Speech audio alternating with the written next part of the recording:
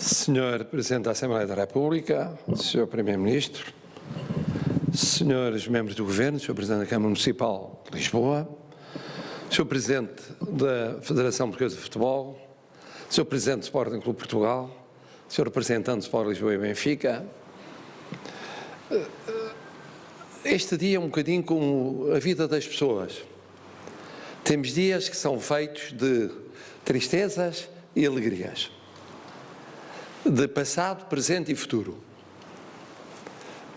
O dia começou com uma evocação em termos de passado triste, a propósito das vítimas dos incêndios florestais.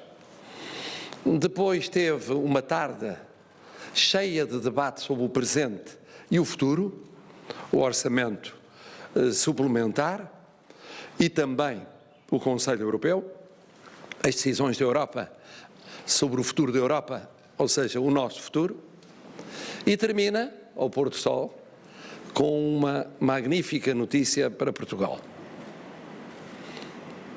E eu concordo com o que aqui foi dito por quantos falaram, exceto o Presidente da Federação Portuguesa de Futebol.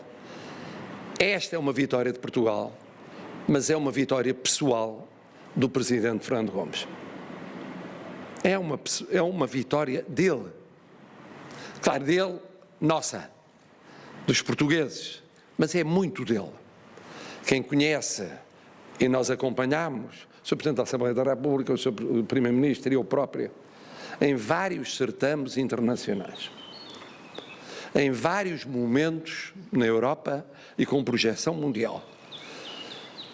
O que foi a atuação do Presidente Fernando Gomes, sabemos como ele tem um prestígio, um respeito e uma admiração que valem um corpo de diplomatas, um exército de especialistas em matéria de relações internacionais, e depois faz tudo isso com uma devoção, com uma emoção, com um coração muito português, e nós estamos verdadeiramente muito gratos, muito gratos.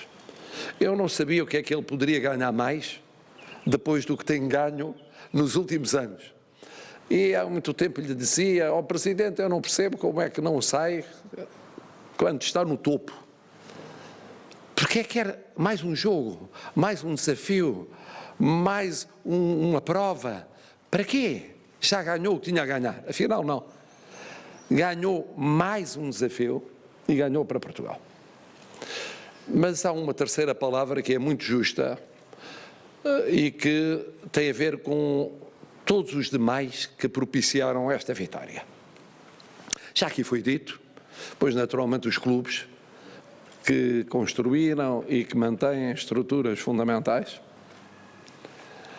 Já aqui foi dito a equipa que apoia o Presidente da Federação Portuguesa de Futebol, mas eu pude testemunhar o entusiasmo com que o Sr. Primeiro-Ministro e a sua equipa governamental acompanhou esta campanha.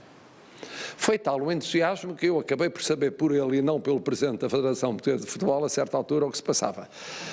Bom, o que é natural, mostra realmente o relacionamento institucional de órgãos de soberania, mas mostra que, de facto, o Sr. Primeiro-Ministro estava tão entusiasmado quanto o Presidente da Federação Portuguesa de Futebol.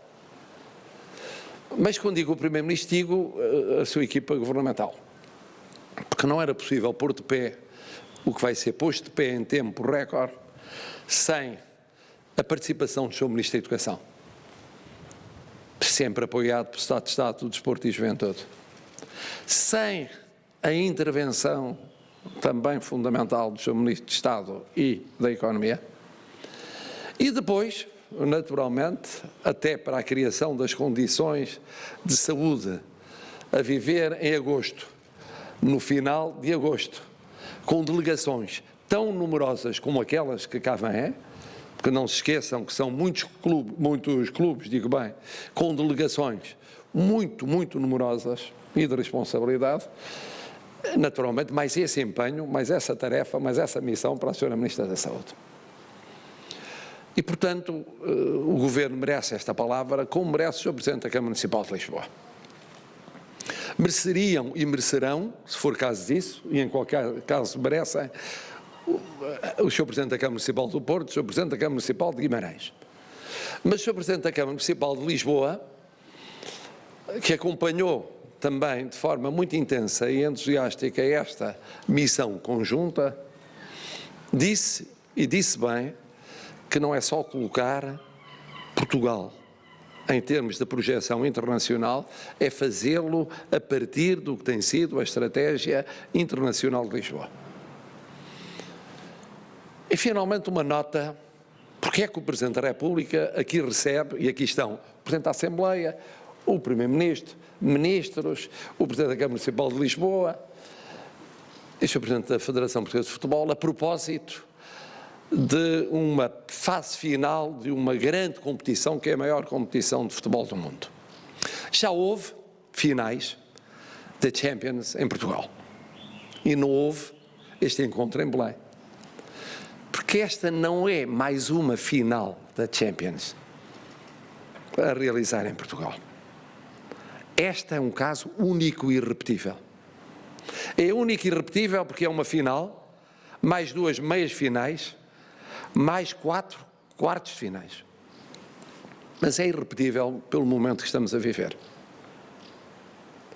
Nós não conhecemos, nos últimos 100 anos, uma pandemia semelhante a esta. Nós não vivemos em Portugal, na Europa e no mundo, nada que se comparasse com esta pandemia, que estamos ainda a viver.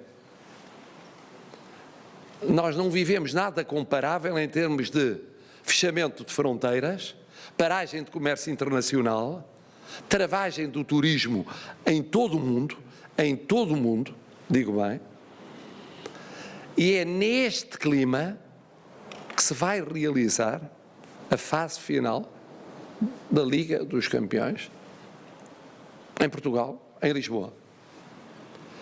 No momento em que todos os países disputam o regresso ao turismo internacional, no momento em que todos os países disputam a retoma das suas economias, no momento em que todos os países disputam o afirmarem a sua marca nacional no mundo.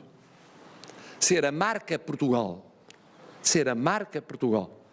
aquela que vence e aquela que se vai afirmar nesse mês crucial de agosto, durante mais de 8 dias, não tem preço. É irrepetível. É uma vez na vida. É uma vez na vida de todas as sociedades, de todas as economias, de todos os Estados. E aqui, já disse o Sr. Primeiro-Ministro, mas eu queria reforçar, Portugal tem autoridade moral pela forma como conduzimos o combate à pandemia, mas agora pela forma transparente como continuamos a combater a pandemia. E digo transparente, porque não escondemos a nossa vontade de testar e testar mais. Porque não escondemos que esse testar mais significa determinados valores, mas sabendo ao mesmo tempo da situação notável que se verifica no Serviço Nacional de Saúde em termos de internamentos e de internamentos em cuidados intensivos. E nós mostramos tudo isto ao mundo. Não paramos o vírus de um dia para o outro como se ele não existisse. Não paramos a epidemia de um dia para o outro como se ela estancasse. Isso não existe. Mas não existe em nenhum país do mundo. Infelizmente, as notícias que chegam são precisamente as notícias de que nos países que primeiro consideraram terem estancado a epidemia, estarem a viver a realidade da epidemia novamente.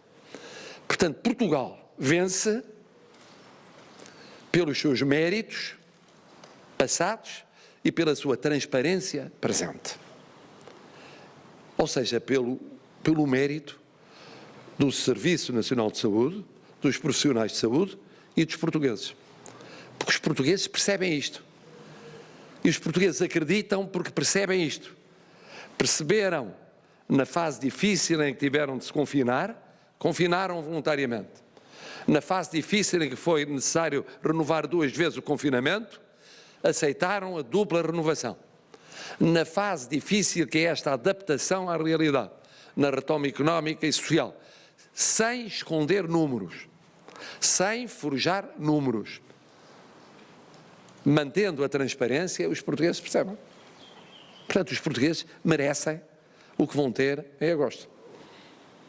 E é um orgulho para o Presidente da República Portuguesa ser testemunha de mais este triunfo de Portugal, em tempo devido, isto é, antes do termo do mandato.